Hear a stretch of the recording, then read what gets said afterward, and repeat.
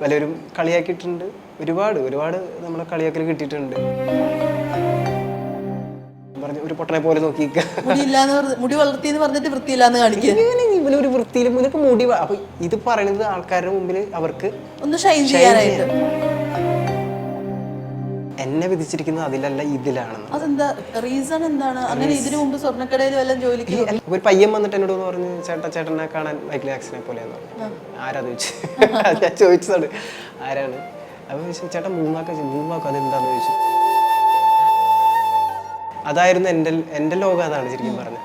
ഏറ്റവും കൂടുതൽ കണ്ടേക്കുന്നത് അമേരിക്കയിൽ പോവുക, അല്ലെങ്കിൽ ജാക്സനെ പോലെ ചെയ്യുക, ഇങ്ങനെയൊക്കെയാണ് എൻ്റെ സ്വപ്നം. Hello and welcome to Noor talks. അപ്പോൾ ഇന്നത്തെ നമ്മുടെ ഗസ്റ്റ്, നമ്മുടെ മൂൺ വോക്ക് സിനിമ ഇറങ്ങിക്കഴിഞ്ഞിട്ട് ഏറ്റവും കൂടുതൽ ആളുകൾ എടുത്തു പറയുന്ന ഒരു പേരുണ്ട്, സുര. അപ്പോൾ സുര എന്ന കഥാപാത്രം ചെയ്ത സിബിൻ ജാക്സൺ ആണ്. വെൽക്കം. അപ്പോൾ എല്ലാവരുടെയും സിനിമ ഇറങ്ങിക്കഴിഞ്ഞിട്ടുള്ള ഫുൾ പോസിറ്റീവ് റെസ്പോൺസ് ആണ്. സുര എന്ന കഥാപാത്രം പ്രത്യേകം എടുത്തു പറയുന്നുണ്ട്. അപ്പോൾ എന്ത് തോന്നുന്നു ഇപ്പോൾ? എല്ലാവരും മൂവിയെ കുറിച്ച് നല്ലതാണ് പറയുന്നത്. അപ്പോൾ അങ്ങനെ കേൾക്കുമ്പോൾ ഒരു സന്തോഷമുണ്ട്. മൂവി ഇത്രയും പ്രതീക്ഷിച്ചില്ല, അതാണ് ഭയങ്കര സന്തോഷമുണ്ട്. ഫാമിലിയുടെ ഒക്കെ റെസ്പോൺസ്? ഫാമിലി അമ്മ കണ്ടിട്ട് വിളിച്ചായിരുന്നു. അപ്പോൾ അമ്മ പറഞ്ഞത് ചില സീനൊക്കെ കാണുമ്പോൾ അമ്മയ്ക്ക് ഭയങ്കരമായിട്ട് വിഷമം തട്ടിയെന്ന് പറഞ്ഞത്, എന്ന് വെച്ചാൽ കരഞ്ഞു എന്ന് പറഞ്ഞത്. അപ്പോൾ അത് കേൾക്കുമ്പോൾ എനിക്ക് ഭയങ്കര സന്തോഷമുണ്ട്. കാരണം അമ്മ സാധാരണ അങ്ങനെ എല്ലാം അംഗീകരിക്കുന്ന ആളല്ല, സ്ഥിരം കാണുന്നല്ലേ. ഇച്ചിരി സ്നേഹം പ്രകടിപ്പിക്കാത്ത അമ്മയാണ്. മീൻസ് സ്നേഹം മനസ്സിലുണ്ട്, പക്ഷെ നമ്മള് ഇങ്ങനെ പറയില്ലേ, ചീത്തയാവണ്ടെന്ന് ഓർത്തിട്ട് അധികം പ്രോത്സാഹിപ്പിക്കില്ല, ഒത്തിരി ഇതായിട്ടില്ല. അപ്പൊ അമ്മയ്ക്ക് അങ്ങനെയാണ്. പക്ഷെ അമ്മ ഇംപ്രസ്ഡ് ആയിട്ട് പറഞ്ഞു, നല്ല എനിക്ക് കരച്ചിൽ വന്നു പറഞ്ഞു. അപ്പൊ അത് കേട്ടപ്പോ എനിക്ക് സന്തോഷമായി, ഞാൻ നന്നായിട്ട് ചെയ്തിട്ടുണ്ട്. എല്ലാരും ഒന്നിച്ച് ഇവിടെയാണോ സിനിമ കണ്ടത്? അമ്മയൊക്കെ ഇല്ല, അമ്മ നാട്ടിലാണ് കണ്ടത്. ഞങ്ങള് ഇവിടെ ഡയറക്ടേഴ്സും കോ ആർട്ടിസ്റ്റുകളും എല്ലാരും കൂടി ഒരുമിച്ച് ഇവിടെയാണ് കണ്ടത്. ഇപ്പൊ തിയേറ്ററിൽ നിന്ന് ഇറങ്ങി കഴിഞ്ഞപ്പോഴത്തേക്ക് ഒരുപാട് പേരുടെ റെസ്പോൺസ് അല്ലാണ്ട് വീഡിയോയിൽ കണ്ടു. അവസാനത്തെ മൈക്കിൾ ജാക്സന്റെ ഡാൻസ്, അത് കുറേ പേര് ആ ഒരു പോർഷൻ എടുത്ത് പറയുന്നത് കണ്ടു. അത് എന്താ പറയാ, സുര എന്നുള്ള ക്യാരക്ടർ ലാസ്റ്റ് രജിസ്റ്റർ ആവുന്നതാണ്. അത് ശരിക്കും പറഞ്ഞാൽ ഒരു 10 മിനിറ്റത്തോളമാണ് ആ ഒരു സീൻ. പക്ഷെ അത് എല്ലാവർക്കും ഭയങ്കരമായിട്ട് മനസ്സിൽ തറഞ്ഞു കയറിയെന്നാ പറഞ്ഞത്. എന്ന് വെച്ചാൽ എല്ലാവരും കണ്ടിട്ട് പറയുന്നത് വളരെ വിഷമത്തോടെ പറയുന്ന പോലെ ഒരു ഫീൽ തോന്നുന്നു എനിക്ക് വേണ്ടത്. കാരണം മനസ്സ് നിറഞ്ഞിട്ടാണ് പറയുന്നത്, കണ്ണൊക്കെ നിറഞ്ഞ് പറയുന്നത്. അപ്പോൾ എനിക്ക് തോന്നുന്നു സ്വര ഭയങ്കരമായിട്ട് എല്ലാവർക്കും ഇഷ്ടപ്പെട്ടു എന്നാണ്. ഞാനിങ്ങനെ അറിഞ്ഞത് സിബിന് ഇതേപോലെ സിനിമ അങ്ങനെ ഒരു മോഹമൊന്നും ഇല്ലാണ്ട് സിനിമയിൽ എത്തിപ്പെട്ട ഒരാളാണെന്ന് അറിഞ്ഞു. അത് ഞാൻ മൈക്കിൾ ജാക്സൺ ചെയ്യുന്ന ഷോ ചെയ്യുന്ന ആളാണ്. അപ്പോൾ സ്റ്റേജുകളിൽ അതായിരുന്നു എൻ്റെ ലോകം. അതാണ് ശരിക്കും പറഞ്ഞത്. ഏറ്റവും കൂടുതൽ കണ്ടേക്കുന്നത് അമേരിക്കയിൽ പോവുക, അല്ലെങ്കിൽ ജാക്സനെ പോലെ ചെയ്യുക, ഇങ്ങനെയൊക്കെയാണ് എൻ്റെ സ്വപ്നം. ഒരിക്കലും നമ്മളൊരു മൂവി സ്റ്റാറായി അങ്ങനെയൊന്നും ഞാൻ ഇതുവരെയും ചിന്തിച്ചിട്ട് പോലുമില്ല. അപ്പോൾ പെട്ടെന്ന് ഇത് അങ്ങനെ എന്താ പറയില്ല, എൻ്റെ ഒരു പ്രോഗ്രാം കണ്ടിട്ടാണ് ഡയറക്ടർ എന്നെ വിളിക്കുകയും ഇങ്ങനെ ഉണ്ടെന്ന് പറഞ്ഞപ്പോൾ ഞാൻ പറഞ്ഞു എനിക്ക് അഭിനയിക്കാറില്ല. അപ്പോൾ ആ ഡയറക്ടർ പറഞ്ഞു ഞങ്ങൾക്ക് അതാണ് വേണ്ടത്, അഭിനയിക്കരുത്. ഞങ്ങൾ പറയുന്ന പോലെ എന്നുവെച്ചാൽ അഭിനയിക്കണ്ട, ഞങ്ങൾ പറയുന്ന പോലെ ചെയ്താൽ എന്നുള്ളൊരു ഉറപ്പ് തന്നു. ആ ഒരു കോൺഫിഡൻ്റ് ആണ് ശരിക്കും പറഞ്ഞാൽ ഡയറക്ടർ കാണിച്ചുകൊണ്ടാണ് ഞാനിവിടെ നിൽക്കുന്നത്. അപ്പോൾ വിനോദ് സാറാണ് ഇതിൻ്റെ ഒരു എല്ലാം. വിനോദ് സാറാണ് ഞാനിവിടെ നിൽക്കുന്നത് തന്നെ ഇപ്പോൾ. അപ്പോൾ ഈ മൂവിയിൽ എന്ന് പറഞ്ഞാൽ ഒരുപാട് ബുദ്ധിമുട്ടുകളുണ്ടായിട്ടുണ്ട് ഈ മൂവിയിൽ. കാരണം വെച്ച് കഴിഞ്ഞാൽ എനിക്ക് ഒന്നും അഭിനയിക്കാൻ അറിയില്ല, ആ ഒരു എക്സ്പീരിയൻസ് ഇല്ല. പക്ഷെ ഇതിനെല്ലാം കവർ ചെയ്തെന്ന് വെച്ചാൽ ഞങ്ങൾക്കൊരു 3 മാസത്തെ ഒരു ട്രെയിനിങ് ഉണ്ടായിരുന്നു. അത് എനിക്ക് ഒരുപാട് ഉപകാരപ്പെട്ടു. കാരണം ഒന്നും അറിയില്ലല്ലോ. അപ്പോൾ ആക്ടിങ്ങിന് ഉണ്ടായിരുന്നു, ഡാൻസ് എന്ന് പറയുമ്പോൾ നമ്മൾ വിചാരിച്ചിട്ട് എനിക്ക് ഡാൻസ് അറിയാൻ ഒരിക്കലല്ല. കാരണം 80s കഥ എന്ന് പറയുന്നത് 80s കഥയാണ് ഇപ്പോൾ ഇതിലുള്ളത്. അപ്പോൾ ബ്രേക്ക് ഡാൻസ് ആണ് അതിൽ മെയിൻ വേണ്ടത്. എൻ്റെ സ്റ്റൈൽ എന്ന് പറയുന്നത് മൈക്കിൾ ജാക്സൺ മാത്രമേ ഉള്ളൂ. അപ്പോൾ ഈ ബ്രേക്ക് ഡാൻസ് പഠിക്കാനും അത് ഞങ്ങളുടെ കൂടെയുള്ള എല്ലാവർക്കും ഭയങ്കര ബുദ്ധിമുട്ടായിരുന്നു. അതിലേക്ക് ആ ഒരു സ്റ്റൈലിലേക്ക് വരാനായിട്ട് ഭയങ്കര ബുദ്ധിമുട്ടായിരുന്നു. കാരണം എല്ലാവരും ഇപ്പോഴത്തെ ഡാൻസാണ് എല്ലാവർക്കും അറിയുന്നത്. ആ പഴയ ഒരു കാലത്തെ ഡാൻസിലേക്കാണ് നമ്മൾ പോകേണ്ടത്. അവർ പറഞ്ഞു. അപ്പോൾ പറഞ്ഞപ്പോൾ എല്ലാവരും വളരെ സിമ്പിളാന്നൊക്കെ വിചാരിച്ച് തുടങ്ങിയതാണ്. പക്ഷേ എല്ലാവർക്കും ഭയങ്കര ബുദ്ധിമുട്ടായിരുന്നു. പക്ഷെ എല്ലാവരും നന്നായിട്ട് ചെയ്തു. അത് നിങ്ങൾക്ക് സിനിമയിൽ കാണാൻ പറ്റുന്നതാണ്, ഒന്നെങ്കിലും കാണാൻ പറ്റുന്നത്. അപ്പോൾ നമ്മുടെ സിബി കുട്ടപ്പൻ എങ്ങനെ സിബി ജാക്സൺ ആയി? ആ ഒരു സ്റ്റോറി എന്താ? അത് തുടങ്ങണമെങ്കിൽ 2009 ആള് മരിക്കുന്ന സമയത്താണ് സത്യത്തിൽ ഞാൻ മൈക്കിൾ ജാക്സൺ ആരാന്ന് അറിയുന്നത്. കാരണം ഞാനൊരു ഷോപ്പിൽ നിൽക്കുന്ന സമയമാണ് അതൊക്കെ. അപ്പോൾ ഒരു പയ്യൻ വന്നിട്ട് എന്നോട് പറഞ്ഞു ചേട്ടനെ കാണാൻ മൈക്കിൾ ജാക്സനെ പോലെയാന്ന് പറഞ്ഞു. ആരാ ചോദിച്ചു. ഞാൻ ചോദിച്ചതാണ് ആരാണ്. അപ്പോൾ ചോദിച്ചു ചേട്ടാ 3 വാക്ക് അതെന്താണെന്ന് ചോദിച്ചു. കാരണം എനിക്കൊന്നും അറിയില്ല അതിനെക്കുറിച്ച്. ഇത് ആ പയ്യൻ പറഞ്ഞിട്ട് പോയി. പിന്നെ എൻ്റെ മനസ്സിൽ തന്നെ ആയിരുന്നു ഇത് ആരാണോ ഇതെന്താണ്. അപ്പോൾ ഈ മരിച്ച സമയമായതുകൊണ്ട് ഇവരെല്ലാവരും ഈ അന്ന് പോപ്പുലർ ആളാണ്, ഇത്രയും വലിയൊരു ലെജൻഡാണ് മരിച്ചത്. സോ എല്ലായിടത്തും ഇങ്ങനെ ടി വി ഒക്കെ വെച്ച് അതിൻ്റെ പേപ്പറിലായാലും ടി വിയിൽ ഞാൻ കണ്ടത് എൻ്റെ ഷോപ്പ്, ഞാൻ നിൽക്കുന്ന ഷോപ്പിൻ്റെ തൊട്ടപ്പുറത്ത് ഒരു ടി വിയിൽ ത്രില്ലർ ഇങ്ങനെ ഒരു രാത്രിയായ സമയത്ത് ഇവർ വെച്ചു. അപ്പോഴാണ് ഞാൻ ആദ്യമായിട്ട് കാണുന്നത് ത്രില്ലർ. അറിയില്ല നമ്മൾ എന്ന് വെച്ചാൽ ഞാൻ വെച്ചാൽ എൻ്റെ ഒരു ഇതിൽ ഞാൻ ഇതുവരെ കേൾക്കാത്തൊരു പേരുമായിരുന്നു. ആകെ കേൾക്കണത് ഞാൻ കണ്ടിട്ടുണ്ട്. ഞാൻ അത് പഠിച്ച് കുറേ നാൾക്ക് ശേഷമാണ് എൻ്റെ ആ ഓർമ്മയിൽ വന്നത്. ഏതാന്ന് വെച്ചാൽ ബില്ലി അല്ല മറ്റേ ഡേഞ്ചറസ് ടൂറിൽ ഒരു മൈക്കിൾ ജാക്സൺ ഒരു ഭയങ്കര വലിയൊരു ഭയങ്കര ഹെവി നീളത്തിൽ 3 വാക്ക് ചെയ്യുന്നുണ്ട്. അത് ആ സമയത്ത് സെൻസേഷൻ ആയിരുന്നു. ആ സമയത്ത് അത് ഞാൻ ഹോസ്റ്റലിൽ പഠിക്കുന്ന സമയത്ത് ഞാൻ കണ്ടിട്ടുണ്ട്. പക്ഷെ അത് ഞാൻ പറഞ്ഞില്ലേ അറിയില്ല, അത് ഞാൻ കണ്ടിട്ടുണ്ട്, അത് മുന്നേ കണ്ടിട്ടുണ്ട്. പക്ഷെ എനിക്ക് അതിനെ കുറിച്ച് എന്താണെന്നുള്ളത് നമുക്കറിയില്ലല്ലോ. പിന്നെ ആകെ അറിയാവുന്ന ആകെ ആ സമയത്ത് ബ്രൂസിലി. നമുക്ക് അന്ന് ഫൈറ്റ് ചെയ്യണോ താല്പര്യം, താല്പര്യം എന്നല്ല ചെയ്യും. ഇപ്പൊ ക്ലാസ്സിലൊക്കെ നമ്മള് ചെറിയ ക്ലാസ്സിലൊക്കെ നമ്മള് പറയില്ലേ ആരെയും ഡാൻസ് പഠിക്കാൻ അല്ലെ ഡാൻസ് കളിക്കാണ്ടെന്ന് ചോദിക്കുമ്പോ പിള്ളേര് തള്ളി വിടില്ല, എടാ കറാന്ന് പറഞ്ഞു. അതിലെ ഒരാൾ ഞാനാണ്. അപ്പൊ ഹോസ്റ്റലായാലും ഞാൻ അവിടെ സ്കൂളിലായാലും ഞാൻ ഡാൻസ് ക്ലാസ്സിൽ ഞാൻ കളിക്കും. പക്ഷെ ഇതിനെക്കുറിച്ച് നോളജ് ഒന്നും ഇല്ല. ഇന്നൊക്കെയാണ് നമുക്ക് എല്ലാ പിള്ളേർക്കും എന്താ വേണ്ടേ അപ്പൊ കൈ കിട്ടുന്നത്. അന്ന് അങ്ങനെ ഒരാൾ പറഞ്ഞുതരാനില്ല. നമുക്ക് നമ്മൾ ചെല്ലുന്നു, ഡാൻസ് കളിക്കുന്നു, കൂടെ എന്തെങ്കിലും കളിക്കുന്നു, അത്രേ ഉള്ളൂ. പക്ഷെ ഞാൻ മനസ്സിലാക്കിയത് 2009 ശേഷമാണ് ആളെ ഈ ഒരു ത്രില്ലർ കണ്ടതിന് ശേഷം എനിക്ക് തോന്നിയത് ആള് തന്നെയാണോ ഞാൻ, മീൻസ് എൻ്റെ മുഖം തന്നെയാണല്ലോ. അപ്പോൾ ആ ഒരു ഫേസ് ആണ് എന്നെ ഭയങ്കരമായിട്ട് സ്ട്രൈക്ക് ചെയ്തത്. അവിടെ നിന്ന് തുടങ്ങിയാണ് എനിക്ക് ആഗ്രഹം തുടങ്ങിയത്. എനിക്ക് എങ്ങനെ പഠിക്കണം, ഡാൻസ് സ്നേഹമായി. പിന്നെ ആദ്യം തോന്നിയത് നമുക്ക് അത്ഭുതമാണ്. സെയിം ഫേസ് പോലെ ഫീൽ ചെയ്തു. എനിക്ക് തോന്നിയ കാര്യമാണ് ഞാൻ പറയണത്. സെയിം ഫേസ് പോലെ തോന്നി. അവിടെ നിന്ന് തുടങ്ങി എങ്ങനെയെങ്കിലും. പിന്നെ ഇതിൻ്റെ കുറേ കാര്യങ്ങൾ ഞാൻ കണ്ടു. മറ്റേ ഇവര് ആ സി ഡി മേടിക്കാൻ തുടങ്ങി. സി ഡി മേടിച്ച് കാണാൻ തുടങ്ങി. അപ്പോഴാണ് അതിൽ ഫെയിൻ്റ് ആവണതും ആൾക്കാർ ഓളിയിടുന്നത്, ബ്രേസ് യുവർ സെൽഫ് അങ്ങനെ ഒരു ഇതുണ്ട്. അതിൽ മൈക്കിൾ ഇങ്ങനെ ഭയങ്കര ആരവം ചെയ്തിട്ട് മൈക്കിൾ ഇറങ്ങുന്ന ഒരു ഇൻട്രോ കാണിക്കുന്നുണ്ട്. എൻ്റെ അമ്മ അത് നമുക്ക് ഭയങ്കരമായിട്ട് നമുക്ക് ആരാധന തോന്നും ആ സമയങ്ങളിലൊക്കെ. അങ്ങനെയാണ് എനിക്ക് അത് ചെയ്യണം എന്നുള്ളൊരു വാശിയായത്. പിന്നീടപ്പം ഡാൻസിന് വേണ്ടിയിട്ട് മാറ്റി വെച്ചോ ലൈഫ്? അത് തനിയെ ആവുമായിരുന്നു. ആദ്യമൊക്കെ ഞാൻ കടയിൽ വരും, കുഴപ്പമില്ല. പക്ഷെ പയ്യെ എൻ്റെ മൈൻഡില് ഇങ്ങനെ ചോദ്യം തുടങ്ങി, പോകുന്നില്ലേ, പഠിക്കുന്നില്ലേ, ഡാൻസ് പഠിക്കാൻ പോകുന്നില്ലേ, ആ ഒരു നമ്മളോട് തന്നെ ചോദിക്കുന്ന ഒരു ചോദ്യമാണത്. അപ്പൊ ഞാനിത് അന്വേഷിച്ചു. അപ്പോൾ അവിടെ ചാലക്കുടിയിലൊരു ഡാൻസ് ക്ലാസ് ഉണ്ട്. അപ്പോൾ അവിടെ പോയി ചോദിച്ചു. അങ്ങനെ കയറി അവിടെ നിന്നാണ് ഞാൻ ഡാൻസ് ബേസ് പഠിച്ചത്. ഡാൻസിന്റെ ബേസ് ഇല്ലാണ്ട് ഒരിക്കലും നമുക്കൊരു ഡാൻസ് ചെയ്യാൻ പറ്റില്ല. അത് 100% അങ്ങനെ തന്നെയാണ്. നമ്മൾ എത്രയൊക്കെ നോക്കി പഠിച്ചു എന്ന് പറഞ്ഞാലും ഒരിക്കലും കറക്റ്റ് ആവില്ല. ആ ബേസ് ഇല്ലാണ്ട് നമുക്ക് ഒരിക്കലും പഠിക്കാൻ പറ്റില്ല. അപ്പോൾ ബേസ് ആദ്യം കിട്ടിയത് എൻ്റെ ഒരു ഭാഗ്യമാണ് ആ സമയത്ത്. പിന്നീട് ഞാൻ എന്താണെന്ന് വെച്ചാൽ CD ഇട്ട് കാണുക, ഇങ്ങനെ റിവൈൻഡ് അടിക്കുക, ഇതെന്നെ ഉള്ളു പണി. പിന്നെ അതിലൂടെ തന്നെ ഈ രാകേഷ് മാസ്റ്ററിന്റെ സ്ഥലത്താണ് ഞാൻ പഠിച്ചത്. ആള് മൈക്കിൾ ജാക്സൺ ചെയ്യും. ആള് മൈക്കിൾ ജാക്സൺ ചെയ്യുന്ന ആളാ. ഫസ്റ്റ് കാണുന്നത് ആളുടെ ഒരു പെർഫോമൻസ് ആണ്, ഡേഞ്ചറസ് ആദ്യമായിട്ട് കാണുന്നത്. അപ്പൊ അത് കണ്ടോടെ എനിക്ക് എങ്ങനെയെങ്കിലും പുള്ളിയെ പോലെ ആവണം, അല്ലെങ്കിൽ പുള്ളി പെർഫോമൻസ് ചെയ്യുന്നത് ഞാൻ നേരിട്ട്. ഇപ്പൊ മൈക്കിളിന് നേരിട്ടാണെങ്കിൽ നമ്മൾ അതായിരിക്കും കൂടുതൽ പുള്ളി. പക്ഷെ നമുക്ക് എനിക്ക് അതിനുള്ള ഇതില്ല. അടുത്ത് കാണുന്ന ആകെ ആശാനം കാണിക്കുന്നതാണ്. അപ്പൊ നമ്മൾ ആശാനെ നോക്കിക്കുക, ആശാനം എങ്ങനെയാണ്. ഇപ്പൊ ഇതിന്റെ ഇടയിൽ എനിക്ക് സിനിമാറ്റിക്സ് ചെയ്യണം. അപ്പം ഞാൻ ചെയ്ത് കഴിഞ്ഞിട്ട് ആശാന്റെ ഒരു ബോഡി ഒന്ന് ഫ്രണ്ടിൽ വന്നിട്ട് നോക്കിക്കും. ആശാൻ ചെയ്യണം, ഫ്രണ്ടിൽ നിന്ന് കാണണമല്ലോ നമുക്ക്. അതൊക്കെ കാണുമ്പോൾ ഭയങ്കര ഒരു ഇൻസ്പിറേഷൻ ആയിരുന്നു എനിക്ക്. അതൊക്കെ ശരിക്കും പറഞ്ഞാൽ അതായിരുന്നു ഒക്കെ എന്നെ ഭയങ്കരമായിട്ട് ഹണ്ട് ചെയ്ത് ഞാൻ എങ്ങനെയും പഠിച്ച് എന്നിട്ട് വീട്ടിൽ നിന്ന് പ്രാക്ടീസ് ചെയ്യാനായിരുന്നു പണി. ഞാൻ ചോദിക്കട്ടെ, ഇപ്പം പലർക്കും ആഗ്രഹം ഉണ്ടെങ്കിലും മടിക്കുന്നത് പറയുമ്പോഴത്തേക്ക് ഒരു ചെറിയ പ്രായം കഴിഞ്ഞ് ഇച്ചിരി കൂടെ നമ്മളൊരു വർക്കൊക്കെ ചെയ്യുന്ന ഒരു ഏജ് ആകുമ്പോഴത്തേക്ക് മടിക്കുന്നത് ഇതിന് പുറകിന് പോയി കഴിഞ്ഞാൽ എങ്ങനെ നമുക്ക് ഫിനാൻഷ്യലി മാനേജ് ചെയ്യാൻ പറ്റും എന്നുള്ളൊരു സംഭവമാണ്. അപ്പോൾ അതെങ്ങനെ മാനേജ് ചെയ്തു ആ സമയത്ത്? അത് ആദ്യമൊക്കെ ഞാൻ പറഞ്ഞില്ല, ഇപ്പം ജോലിക്ക് പോവായിരുന്നു. പിന്നെ ഇടയ്ക്കിടയ്ക്ക് ജോലിക്ക് പോവാണ്ടായി. അപ്പം അമ്മ ചോദിക്കാൻ തുടങ്ങി, മോനെ എന്താണ് പരിപാടി?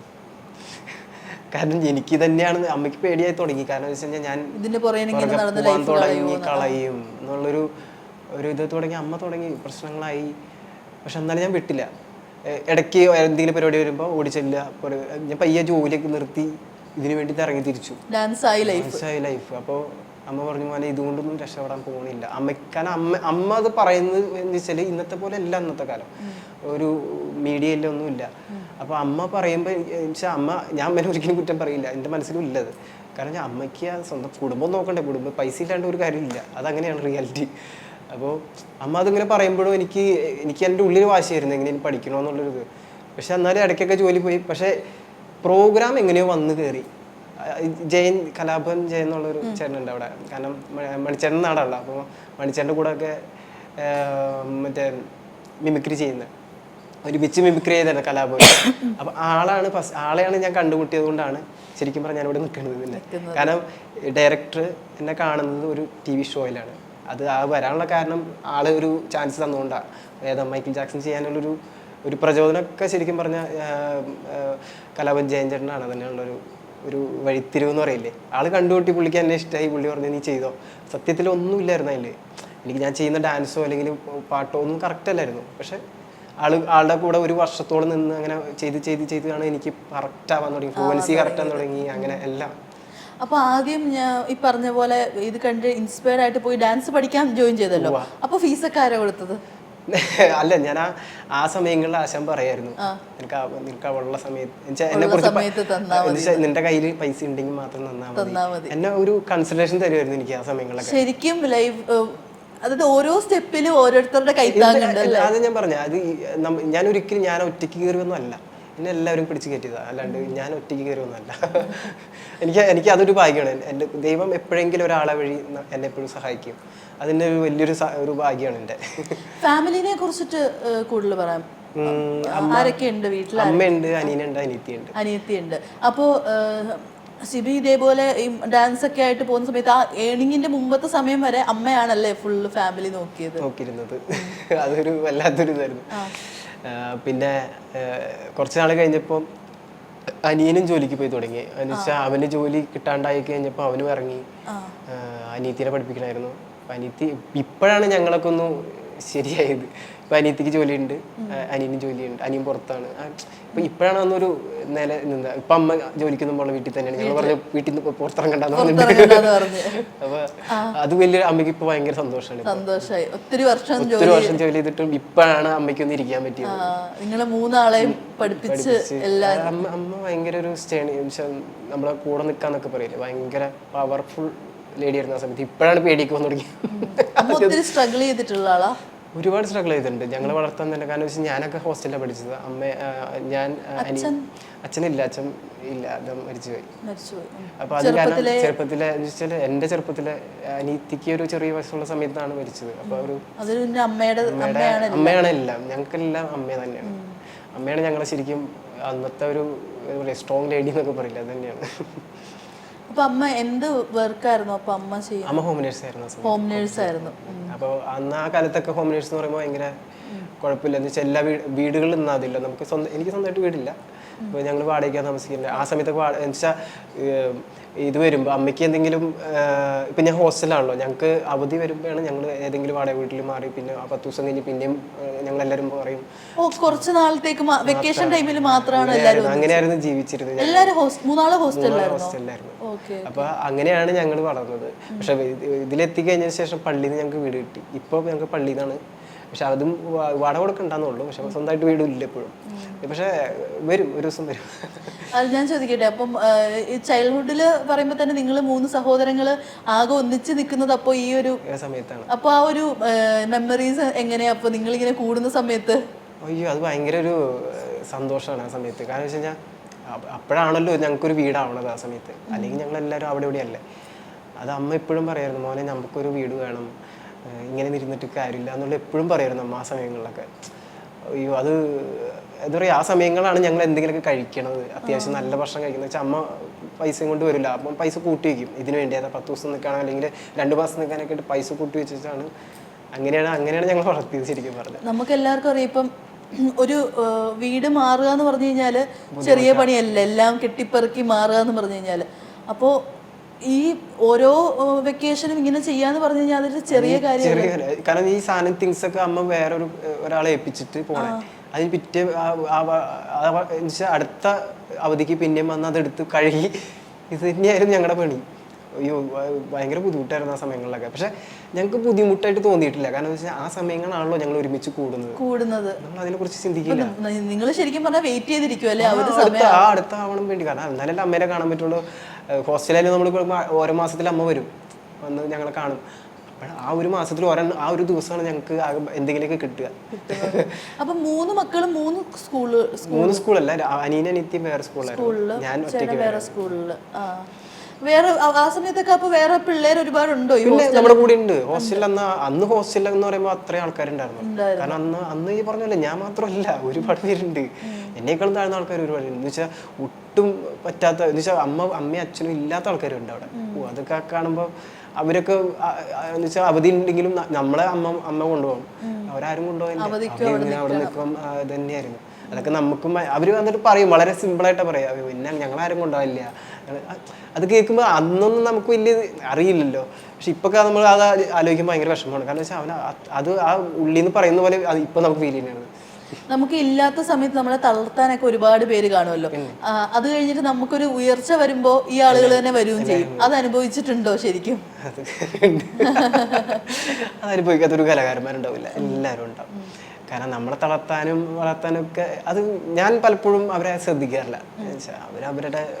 അവർക്ക് അവരുടെ മാനേഴ്സ് അങ്ങനെ ആയിരിക്കണമെങ്കിൽ അങ്ങനെ ആവട്ടെ. നമുക്ക് വീണ് കഴിഞ്ഞിട്ട് പിന്നെ എനിക്ക് പോകണതാണ് നമ്മൾ നോക്കേണ്ടത്. അല്ലാണ്ട് ആര് ചവിട്ടി എന്ന് പറഞ്ഞ് നമ്മൾ അന്വേഷിക്കാൻ പോയി കഴിഞ്ഞാൽ പിന്നെ ലൈഫ് മാറിക്കും.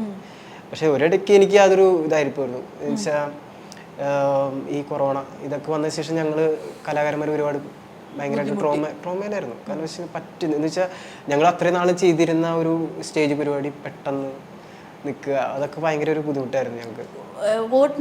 അങ്ങനെ ഒരു അവസ്ഥ വന്നു. സത്യം എല്ലാവരും അങ്ങോട്ട് ചോദിക്കും, ഞങ്ങൾ കാണുമ്പോഴും ഇത് മാറുമോ, ഇത് ഇങ്ങനെ ഉണ്ടാവും, ഇനി ഇല്ല സത്യത്തിലില്ല.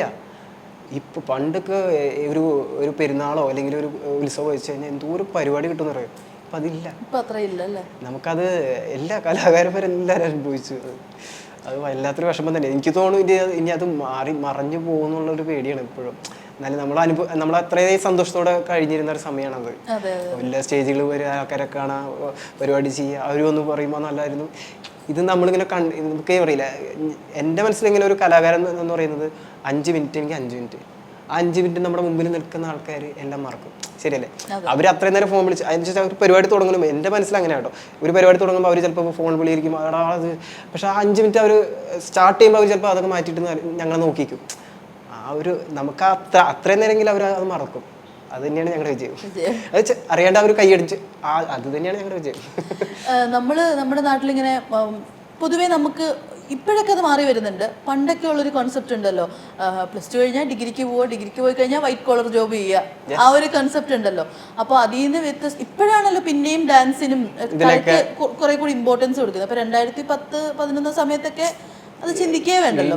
അപ്പൊ ആ സമയത്ത് ഡാൻസ് എന്ന് പറഞ്ഞു പോകുന്നു, മൈക്കിൾ ജാക്സൺ ഇൻസ്പയർഡ് ആയിട്ട് മുടിയൊക്കെ അപ്പോഴേ വളർത്തി. അപ്പൊ മുടിയൊക്കെ വളർത്തുന്നവരെ പിന്നെ പറയേ വേണ്ട, ഒരു ലേബലൊക്കെ ഇട്ട് കൊടുക്കും. അത് കേട്ടിട്ടുണ്ടോ ഒരുപാട്? അമ്മയോട് പറയായിരുന്നു അവര്, വീടിന്റെ അടുത്തുള്ളവരും. അപ്പൊ അമ്മ ഇടയ്ക്ക് വന്ന് പറയായിരുന്നു, അമ്മനെ മുടിയൊന്നും വെട്ടിക്കുക, ആൾക്കാർക്ക് വലിയ എന്നോട് വന്ന് പറയുന്നുണ്ട് അത് ഇഷ്ടാവുള്ളതെന്ന് പറയും. ചിലപ്പോൾ ദേഷ്യത്തോടൊക്കെ വന്ന് പറയും. അമ്മയ്ക്കിட்ட ഈ ഒരു പേടി പോലെ അവരെന്തെങ്കിലും നമ്മളെ മുദ്ര കുത്തോന്നുള്ള പേടിയായിരുന്നു. പക്ഷെ ഞാൻ പറയും ഞാൻ പറ്റില്ല. ഞാൻ എന്നിട്ട് ചങ്കുറ്റത്തോടൊക്കെ മുന്നോടൊക്കെ പോയിട്ടുണ്ട്, പലരും കളിയാക്കിയിട്ടുണ്ട്, ഒരുപാട് നമ്മളെ കളിയാക്കൽ കിട്ടിയിട്ടുണ്ട്. ഇപ്പൊ ചിലപ്പം 4 ആൾക്കാർ കൂടി വെക്കുമ്പോൾ നമ്മൾ ചെല്ലുമ്പോൾ നിനക്ക് മുടി വൃത്തിയായിക്കൂടെ എന്ന് പറയുമ്പോൾ ആൾക്കാർ എല്ലാവരും ചിരിക്കുക. അപ്പൊ നമ്മളിങ്ങനെ പറഞ്ഞു ഒരു പൊട്ടനെ പോലെ നോക്കിക്കുക, മുടി വളർത്തി എന്ന് പറഞ്ഞിട്ട് വൃത്തിയില്ലാന്ന് കാണിക്കുക. ഇവനൊരു വൃത്തിയിലും നിനക്ക് മുടി. അപ്പൊ ഇത് പറയുന്നത് ആൾക്കാരുടെ മുമ്പിൽ അവർക്ക് ഒന്ന് ഷൈൻ ചെയ്യാനായിട്ട്. അതാണ് ഇവന് നിനക്ക് മുടി വെട്ടി നടന്നോട്ടെ എന്നൊക്കെ പറയും. അവരത് പറയുമ്പോൾ നമ്മളെന്താണ് അനുഭവിക്കുന്നത് അവർക്ക് അത് വേണ്ട, അവർക്ക് ആ തമാശ മതി, അവർക്ക് ആ ചിരിച്ചാൽ മതി. ഇപ്പൊ നമ്മളും ചിലപ്പോ അത് കൂട്ടത്തില് മീൻസ് ഓക്കെ മിണ്ടാതിരുന്നാലും മനസ്സിൽ വിഷമം തോന്നിയിട്ടുണ്ട്, പിന്നെ ഒരുപാട് തവണ തോന്നിയിട്ടുണ്ട്. പക്ഷെ ഇത് കുറച്ച് നാൾ കഴിഞ്ഞപ്പോൾ നമുക്കതൊരു എന്താ പറയില്ലേ, എന്നാ ഞങ്ങൾ ചെയ്യുന്നില്ല എന്താവണായിട്ട് അങ്ങനെ തോന്നിയിട്ടുണ്ട്. പിന്നെ ഞാൻ മുടി വെട്ടാണ്ടിരുന്നിട്ടുണ്ട്. അതെ, എന്ത് വേണേ ആയിക്കോട്ടെ കുഴപ്പമില്ല, മുടി വെട്ടാണ്ടിരുന്നിട്ടുണ്ട്. എന്നുവെച്ചാൽ എനിക്കത് പറ്റില്ല. പിന്നെ എന്നുവെച്ചാൽ കുറേ നാളുകൾക്ക് കഴിഞ്ഞ് ഇത് മാറിയത് എപ്പോഴാന്ന് വെച്ചാൽ പ്രോഗ്രാം ഈ TV ഷോ ചെയ്തു. അത് നാട്ടില് നല്ലപോലെ അവിടെ ഇതായി ഇപ്പൊ അപ്പോഴാണ് ഈ പറഞ്ഞ ആൾക്കാരൊക്കെ ഞാൻ പറഞ്ഞില്ലടാ അന്ന്. അത് തന്നെയാണ്. പിന്നെ അവരവരുടെ ഫംഗ്ഷൻസിനൊക്കെ അങ്ങോട്ട് വിളിച്ചിട്ടുണ്ട്. പിന്നെ ഒരു കാര്യമുണ്ട്, അതൊരു സന്തോഷം തന്നെയാണ്. കാരണം വെച്ചാൽ അതുവരെ എന്നെ കളിയാക്കുന്നവർ എല്ലാം ഉപയോഗിച്ചിരുന്നത് ഞാൻ മുടി എന്തിനോ കാണിക്കാൻ വേണ്ടി നടക്കണമെന്ന് വെച്ചാൽ, പക്ഷെ എന്തിനാണ് മുടി വളർത്തിയെന്ന് അവർക്ക് മനസ്സിലായപ്പോൾ അവർ പിന്നെ നമ്മളെ അതായത് ഞാൻ എനിക്ക് തോന്നുന്നു ഒരാൾ എന്താണ് എന്താണ് അത് ചെയ്യുന്നത്, എന്തുകൊണ്ടാണ് ചെയ്യുന്നതെന്ന് നമ്മൾ മനസ്സിലാക്കി കഴിഞ്ഞാൽ നമുക്ക് ഒരാളെ ഹെർട്ട് ചെയ്യാൻ പറ്റില്ല. ഇപ്പൊ ഈ മുടിയൊക്കെ വളർത്തി ആ സമയത്ത് അങ്ങനെ നടന്നതുകൊണ്ട് ജോലി അവസരങ്ങളൊക്കെ പോയിട്ടുണ്ടോ? ഇപ്പൊ ചെരുപ്പ് കട അല്ലെങ്കിൽ ഒരു ഷോപ്പിലാണെങ്കിലും അന്നത്തെ കാലത്ത് ആർക്കും വേണ്ട. ഇന്നാണ് പിള്ളേര് മുടി വളർത്തി കഴിഞ്ഞാൽ ഒന്നും പറയുന്നില്ല. എന്തുകൊണ്ടാ? അത് അവരുടെ സ്റ്റൈലാന്ന് പറയും. പക്ഷെ പണ്ട് അങ്ങനെയല്ല. പണ്ട് നമ്മൾ ചെന്ന് കഴിഞ്ഞാൽ മുടിയുമാണ് ആദ്യം നോക്കുക. മുടി വേണ്ട, മുടി വേണ്ടെന്ന് പറയാം. അങ്ങനെ മുടി വെട്ടിക്കളയണം. 100% നമ്മൾ മുടി വെട്ടിയാലേ പറ്റ പോലെ, അല്ലെങ്കിൽ ഒരു മുടി ഇത്രയും വേണ്ട, മുടി കട്ട് ചെയ്ത് കളഞ്ഞു പറയും. അപ്പോൾ എനിക്ക് പറ്റില്ല എന്ന് പറഞ്ഞാൽ ഞാൻ പോന്നിട്ടുണ്ട് പല സ്ഥലങ്ങളും ഇറങ്ങി. മുടി കൊണ്ട് മാത്രം ജഡ്ജ് ചെയ്യും നമ്മളെ. അപ്പോൾ എനിക്കത് ഞാൻ പറഞ്ഞില്ല, അത് ഞാൻ അവരോട് തർക്കിക്കാനും പോകാറില്ല, അവർ കുറ്റപ്പെടുത്താനും പോകാറില്ല. വേണ്ടെങ്കിൽ വേണ്ട, അത് നമ്മൾ ഇറങ്ങിപ്പോകും, അത്രേ ഉള്ളൂ. അടുത്ത അന്വേഷിക്കും, അങ്ങനെയല്ലേ. അങ്ങനെ ഇപ്പം ഇതേപോലെ ഒരുപാട് ജോലികളും അങ്ങനെ മിസ്സായി പോയിട്ടുണ്ടല്ലേ? പിന്നെ കാറ്ററിംഗ് ചെയ്തിട്ടുണ്ട്, വെൽഡിങ് ചെയ്തിട്ടുണ്ട്, ചെരുപ്പടയിലൊക്കെ നിൽക്കുമ്പോഴും ഇത് തന്നെയായിരുന്നു. പക്ഷെ ഞാൻ പറഞ്ഞില്ലേ, TV ഷോ കഴിഞ്ഞ് കഴിഞ്ഞപ്പോൾ എനിക്ക് പിന്നെ പ്രസിദ്ധിയായി. അപ്പോൾ പിന്നെ ആൾക്കാർ ചെല്ലുമ്പോൾ തന്നെ പ്രോഗ്രാം ഉണ്ട്. പക്ഷെ അപ്പോൾ ചോദിക്കുന്നത് അതാണ്, പ്രോഗ്രാം ഉണ്ടെങ്കിൽ നീ പോവുമെന്ന് ചോദിക്കുക. അത് അടുത്ത ചോദ്യം. കാരണം ആളുണ്ടാവില്ല അവിടെ. കുറ്റം പറയാൻ പറ്റില്ല. അല്ല, അവരെ അത് തന്നെയായിരുന്നു പിന്നെ ഞാൻ അനുഭവിച്ച ഒരു അടുത്ത കടമ എന്നൊക്കെ പറയില്ല, അത് തന്നെയാണ് മാനേജ് പോവാന്നുള്ളത്. എല്ലാം ഞാൻ മാത്രമല്ല കേട്ടോ, എല്ലാ കലാകാരന്മാരും സ്റ്റേജ് പരിപാടി ചെയ്യുന്ന എല്ലാവർക്കും ഇത് അനുഭവിച്ചിട്ടുണ്ട്. എന്ന് വെച്ചാൽ ഒരു ദിവസമെങ്കിലും അവർ അനുഭവിച്ചിട്ടുണ്ടാവും. നിങ്ങളിനി ഇവിടുന്ന് ഇറങ്ങുമോ, ഞങ്ങളിനി അടുത്ത ആളെ വെക്കണോ? ശരിക്കും പറഞ്ഞാല് ഫിനാൻഷ്യലി ഒന്ന് സ്റ്റേബിൾ അല്ലാത്തത് കൊണ്ട് മാത്രം ഉയർന്നു വരാൻ പറ്റാത്ത ഒരുപാട് കലാകാരന്മാർ ഒരുപാട്. നമ്മൾ അന്നത്തെ കാലം നോക്കുകയാണെങ്കിൽ ഞാൻ ഒരുപാട് സ്റ്റേജുകൾ ഞാൻ കേട്ടിട്ടുണ്ട്. ഇതുപോലെ ഒരുപാട് ഡാൻസേഴ്സ് വന്നിട്ട് എടാ ഞാൻ പണ്ട് അങ്ങനെ ആയിരുന്നു, ഇപ്പം എന്താ പരിപാടി, ഇപ്പം ഞാൻ പെണ്ണും കെട്ടി കുടുംബം ഒതുങ്ങിയായിട്ടാ, എടാ നിന്നെ കാണുമ്പോൾ ഞങ്ങൾക്ക് ഒരു പണ്ടൊക്കെ കാല ഓർമ്മ ഉണ്ടടാ. കൂടെ പണ്ട് ഡാൻസ് കളിച്ചാരെങ്കിലും ഇപ്പം അങ്ങനെ ഒതുങ്ങി ജീവിക്കുന്നവരുണ്ടോ? പിന്നെ ഒരുപാട് പേരുണ്ട്. ഇപ്പൊ ഈ കൊറോണയ്ക്ക് ശേഷം പോലും കല്യാണം കഴിച്ചിട്ട് ഒതുങ്ങിയിട്ടുണ്ട്. കാരണം എന്താ, ഇല്ല സ്റ്റേജ് പരിപാടികളില്ല, വേറെ പണിയില്ല. വേറെ പണിയെടുത്ത് അവര് സെറ്റിൽഡ് ആവാണ്, അല്ലാണ്ട് വേറെ വഴിയില്ല. ഇങ്ങനെ കളിച്ചിരിച്ചിരുന്നു കഴിഞ്ഞാൽ ഒരാളും തിരിഞ്ഞു നോക്കില്ല എന്നുള്ളൊരു പേടി വന്നു. കാരണം പ്രായം കൂടിക്കൊണ്ടിരിക്കുകയാണല്ലോ, അപ്പോൾ അത് അവർക്ക് ബുദ്ധിമുട്ടാവും ലാസ്റ്റ്. ഞാൻ ഇതിന് മുമ്പ് കൊടുത്തൊരു ഇന്റർവ്യൂവിൽ ഇങ്ങനെ കണ്ടിട്ടുണ്ടായിരുന്നു, എനിക്ക് സ്വർണ്ണക്കടയിൽ ജോലി കിട്ടില്ല, അതേസമയം ഇന്ന കടയിൽ കിട്ടും. അതെന്താ അങ്ങനെ പറയാനായിട്ടുള്ള റീസൺ? വെറുതല്ല, അത് ഞാൻ പറഞ്ഞില്ല, അത് എൻ്റെ തോട്ടാണ്. എൻ്റെ ജീവിതത്തിൽ എനിക്ക് കൂടുതൽ കേട്ട ഒരു എക്സ്പീരിയൻസ് ആണ് അത്. ശരിക്കും പറഞ്ഞാൽ എന്നെ വിധിച്ചിരിക്കുന്നത് അതിലല്ല, ഇതിലാണെന്ന്. അതെന്താ റീസൺ? എന്താണ് അങ്ങനെ? ഇതിനു മുമ്പ് സ്വർണ്ണക്കടയിൽ വല്ലതും ജോലിക്ക്? അല്ല, ഞാൻ പറഞ്ഞത് അങ്ങനെയല്ല, അതൊരു ഉദാഹരണം പറഞ്ഞതാ. ഇപ്പൊ നമ്മൾ ഇപ്പോൾ ഉടൻ തന്നെ പോയിട്ട് അത്രയും വൃത്തിയിലും. പിന്നെ ഒരു കാര്യമുണ്ട്, നമ്മൾ മുടി വളർത്തിയോ, ഞാൻ ഉദ്ദേശിച്ചത് അതായിരുന്നു, മുടി വളർത്തിയ കൊണ്ട് നമുക്ക് ഒരു സ്ഥലത്തും നിൽക്കാൻ പറ്റില്ല. ഞാൻ അതാണ് ഉദ്ദേശിച്ചത്, അല്ലാണ്ട് അവിടെ പോയിട്ട് വൈറ്റ് കോളർ ജോലി നമുക്ക് ചെയ്യാൻ പറ്റില്ലല്ലോ. അപ്പൊ ഞാൻ പറഞ്ഞ അത്ര ഉള്ളൂ, മുടി വളർത്തിയ ഒരു സ്ഥലത്ത് നമുക്ക് നിൽക്കാൻ പറ്റാത്തൊരവസ്ഥ ആ സമയത്തുണ്ടായിരുന്നു. ഇപ്പോഴൊക്കെയാണ് മുടി എന്ന് പറയുമ്പോൾ ആർക്കും മുടി എന്താ, അത് അവൻ്റെ അല്ലേ എന്നുള്ള ചിന്ത വരണത്. പണ്ട് അങ്ങനെ ആയിരുന്നില്ല. മുടി വെട്ടി വരണേ പറ്റൂ, അതെല്ലാ ജോബിനും ഉണ്ടായിരുന്നത്. അത് മുടി വളർത്തുന്ന എല്ലാ കലാകാരന്മാരും അനുഭവിച്ചിട്ടുണ്ട്. ഇനി എന്താണ് ഒരു ലക്ഷ്യം? എന്തെങ്കിലും ഒരു ഡാൻസ് സ്കൂൾ അങ്ങനെയൊക്കെ ആഗ്രഹമുണ്ടോ? ഞാൻ പറഞ്ഞു, എൻ്റെ മനസ്സിൻ്റെ അടിത്തട്ടി കിടക്കുന്നത് മൈക്കിൾ ജാക്സന്റെ ഒരു ഷോ ചെയ്യണം എന്നുള്ളത് തന്നെയാണ്. അത് ഇതുവരെയും പോയിട്ടില്ല. പക്ഷെ ഇപ്പോൾ എൻ്റെ സാഹചര്യം അനുസരിച്ച് നോക്കുകയാണെങ്കിൽ ഒരു സിനിമ ഇനി വരികയാണെങ്കിൽ ഞാൻ ട്രൈ ചെയ്യും. എന്തായാലും വരും, എന്തായാലും ഞാൻ ട്രൈ ചെയ്യും. കാരണം ഇനി അങ്ങോട്ട് എനിക്ക് ഈ ലൈഫ് ഇഷ്ടപ്പെട്ട് തുടങ്ങിയിട്ടുണ്ട്. അപ്പോൾ ഒന്ന് പോകണം എന്നുള്ള ആഗ്രഹം. അപ്പം എന്തായാലും ഇനി ഒരുപാട് അവസരങ്ങൾ വരട്ടെ. പിന്നെ മൂൺ വോക്ക് കാണാത്തവർ എന്തായാലും മസ്റ്റ് വാച്ച് ആണ് അല്ലേ? തിയേറ്ററിൽ പിന്നെ OTT വന്നിട്ട് തിയേറ്ററിൽ മിസ്സാക്കി എന്ന് പറയരുത്. അപ്പൊ എല്ലാവരും ഇപ്പോൾ തന്നെ തിയേറ്ററിൽ തന്നെ പോയി വന്ന് കാണണം. അതിന്റെ ഒരു വിഷ്വൽ നിങ്ങൾ മനസ്സിലാക്കണം. പിന്നെ ഈ പറഞ്ഞ ഒരു ഫീൽ ആയിരിക്കും നിങ്ങൾക്ക്, എന്തായാലും ഫീൽ ഗുഡ് മൂവി ആയിരിക്കും എന്തായാലും, ഉറപ്പായിട്ടും. അതെ, അപ്പൊ എന്തായാലും ഇനിയും ലൈഫിൽ ഒരുപാട് സക്സസ് ഉണ്ടാവട്ടെ. All the best. Thank you.